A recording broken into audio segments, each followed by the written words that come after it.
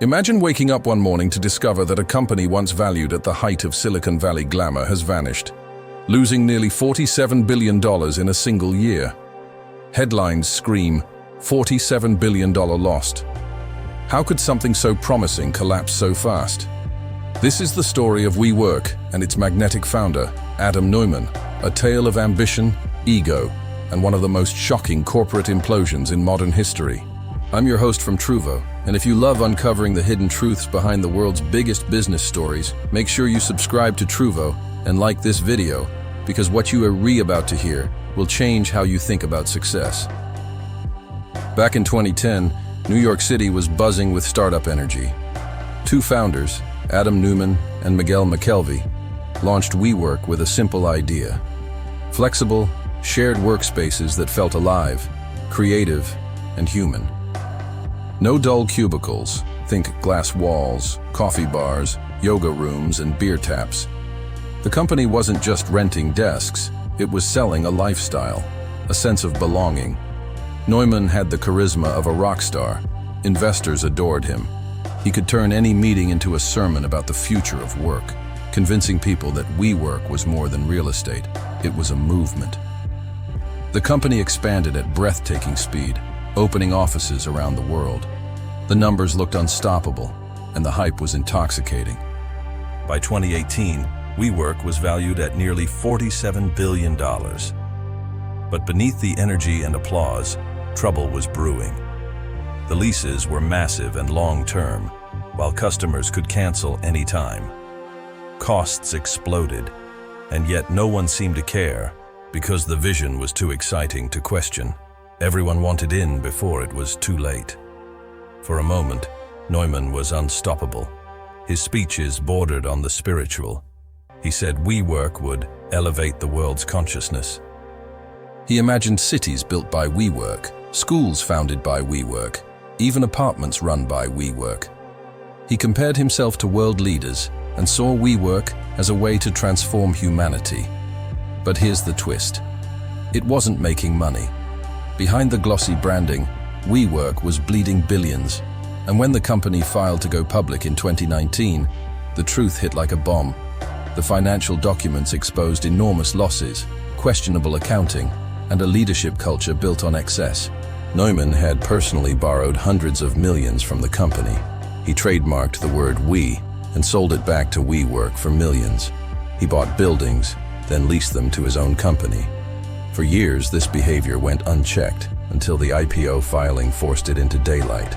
Investors panicked. Analysts mocked the company's filing as delusional.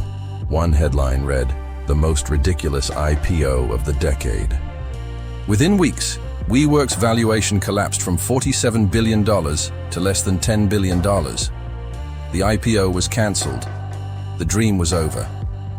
Let's pause for a second, because this is where reality smashes into illusion. A company that promised to redefine the future of work had become a symbol of startup insanity. Growth at any cost had turned into destruction at every level. Neumann's personal behavior became the stuff of legend. Reports surfaced of wild parties, tequila shots in the office, and flights on private jets while employees worried about layoffs. He fired staff, then handed out tequila bottles to those remaining. He told employees he wanted to become the world's first trillionaire. Soon, investors had enough. In September 2019, Neumann was forced to resign as CEO. The once worshipped founder walked away with a golden parachute worth hundreds of millions of dollars, while thousands of employees lost their jobs and saw their stock options evaporate. The fall of WeWork sent shockwaves through Silicon Valley. It wasn't just a company failing, it was a belief system collapsing. The myth that vision and charisma alone could justify impossible valuations died with it.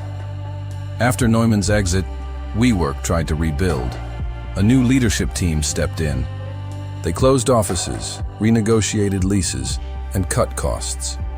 The focus shifted from elevating consciousness to simply staying alive. But the damage was done. WeWork's brand was forever stained by arrogance and excess. For Neumann, the story didn't end there.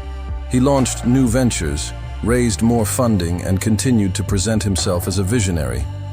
Some still believe in him.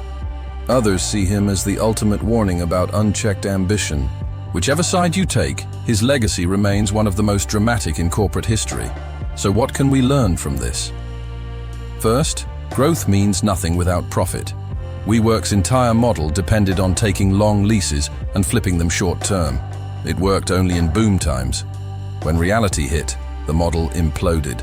Second, governance matters. No matter how charismatic a leader is, no one should be above accountability. Neumann's unchecked control allowed him to blur personal and corporate interests, something every board should prevent. Third, vision must match execution.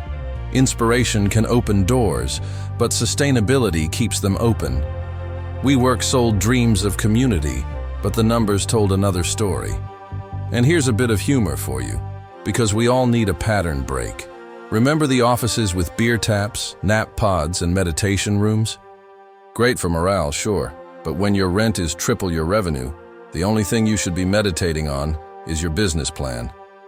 Fourth, timing is everything. WeWork's downfall came just before the pandemic, a moment when flexible work truly took off. Ironically, their idea wasn't wrong, their execution was. Fifth, reputation is fragile. WeWork still exists today, but its glory days are long gone. The company went public again years later, at a fraction of its original valuation. The brand that once symbolized innovation now stands as a warning. Hype without discipline leads to disaster. Now ask yourself this: how many other startups today are chasing billion-dollar valuations with shaky models?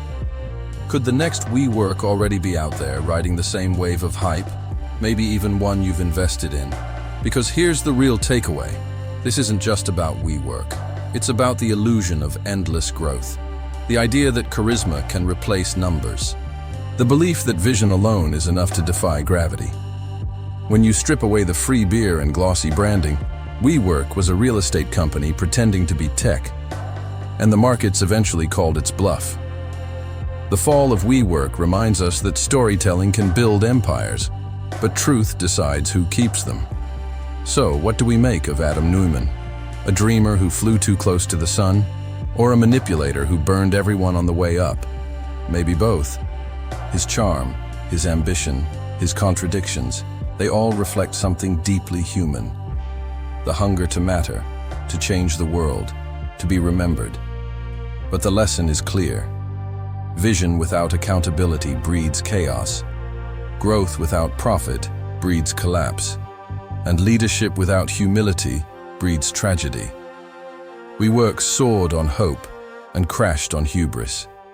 It became a mirror of our times, showing how quickly excitement can become delusion. Before you go, take a second to reflect. What would you have done if you were in Adam Neumann's shoes? Would you have stopped when things looked unsustainable, or would the billion-dollar glow have blinded you too? Thanks for watching this story on Truvo, where we uncover the truth behind business empires, financial crimes, and corporate legends. If you learned something from this video, hit the like button, subscribe to Truvo, and turn on notifications so you never miss another deep dive. Because next time, we'll uncover another empire that rose too high, too fast, and paid the price. Until then, stay curious, stay sharp, and remember, the higher the hype, the harder the fall.